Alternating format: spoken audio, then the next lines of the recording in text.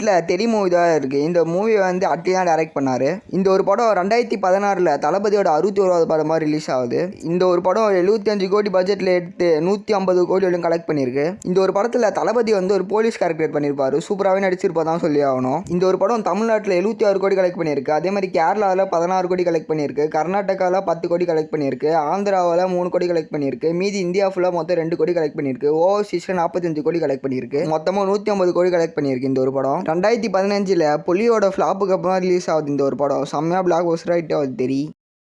Number 7 Mersal movie தான் இருக்குது. இந்த ஒரு படம் 2017 அட்லி டைரக்ஷனில் தான் ரிலீஸ் ஆகுது. For the second time Atlee அதுக்கப்புறமா விஜய் சேர்ந்து இந்த ஒரு படத்தை பண்ணுறாங்க. இந்த ஒரு படத்தில் விஜய் மொத்தம் 3 ரோலில் வருவார். அதாவது ட்ரிபிள் ஆக்ஷனில் வருவார். ஆல்ரெடி நம்ம விஜய் டபுள் ஆக்ஷனில் தான் பார்த்துருப்போம். ட்ரிபிள் ஆக்ஷனில் பார்க்க ரொம்ப புதுசாகவே இருந்துச்சு. அதுவும் சூப்பராக நடிச்சிருப்பார் 3 ரோலுமே. அதுவும் அந்த 5 ரூபாய் டாக்டர் ரோல்லாம் சூப்பராக நடிச்சிருப்பார். இந்த படத்தோட பட்ஜெட் வந்து மொத்தம் 120 கோடி.